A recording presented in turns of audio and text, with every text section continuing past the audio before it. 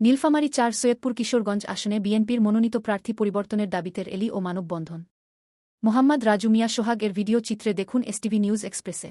নীলফামারী ৪ সৈয়দপুর কিশোরগঞ্জ আসনে বিএনপির মনোনীত প্রার্থী হিসেবে অধ্যক্ষ আব্দুল গফুর সরকারের নাম ঘোষণা করা হয়েছে, কিন্তু বিএনপির মনোনীত এ প্রার্থী পরিবর্তনের দাবিতে র্যালি ও মানববন্ধন অনুষ্ঠিত হয়েছে 22 নভেম্বর 2025 রোজ শনিবার সন্ধ্যায় স্থানীয় উপজেলা পানি উন্নয়ন বোর্ডের সামনে। এসব কর্মসূচি পালন করে মনোনয়ন বঞ্চিত সদ্য সাবেক সৈয়দপুর উপজেলা পরিষদের চেয়ারম্যান রিয়াদ আরফান সরকার রানার কয়েক শত সমর্থক। রিয়াদ আরফান সরকার রানা বিএনপির সাবেক সংসদ সদস্য ও সাবেক পৌর মেয়র মরহুম অধ্যক্ষ আমজাদ হোসেন সরকারের ছেলে। সৈয়দপুর ও কিশোরগঞ্জ উপজেলার রানার সমর্থকরা কিশোরগঞ্জ উপজেলা পানি উন্নয়ন বোর্ডের ভিতরে একত্রিত হয়। পরে তারা উপজেলা শহরের প্রধান সড়ক গুলি প্রদক্ষিণ করে কিশোরগঞ্জ উপজেলার পানি উন্নয়ন বোর্ডের সামনে প্রায় ঘণ্টাব্যাপী মানববন্ধন ও বিক্ষোভ সমাবেশ করেন। এই কর্মসূচিতে সড়কে যানবাহন চলাচল কিছুটা সীমিত হয়ে আসে।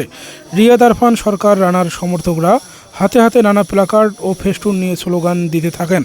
বিভিন্ন কথা লেখা ব্যানার ফেস্টুন নিয়ে দাঁড়িয়ে তাদের ক্ষোভ প্রকাশ করেন। তাদের প্রধান দাবি ছিল দলীয় সিদ্ধান্ত পুনর্বিবেচনা করে বিতর্কিত প্রার্থীর মনোনয়ন বাতিল করা হোক। মানববন্ধনে অংশ নেওয়া সমর্থকরা জানান, সঠিক ব্যক্তিকে মনোনয়ন না দেওয়া পর্যন্ত তাদের এই প্রতিবাদ চলমান থাকবে।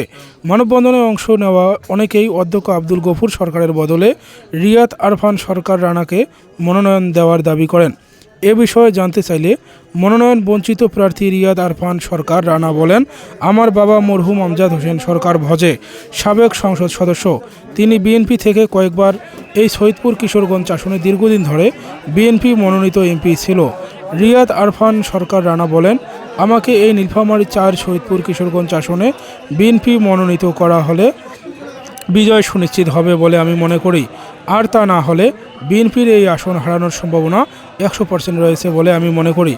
উল্লেখ্য, দলীয় সিদ্ধান্ত অমান্য করে সর্বশেষ উপজেলা পরিষদ নির্বাচনে অংশ নিয়ে সৈয়দপুর উপজেলা পরিষদ চেয়ারম্যান নির্বাচিত হন, কিন্তু দলীয় সিদ্ধান্ত অমান্য করায় সেই সময় তাদের দলের প্রাথমিক সদস্য পদ থেকে তাকে বহিষ্কার করা হয়।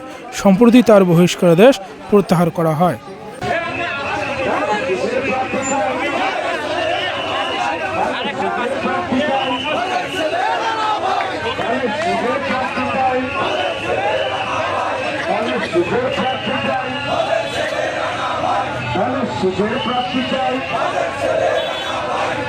সুখের প্রাপ্তি চাই।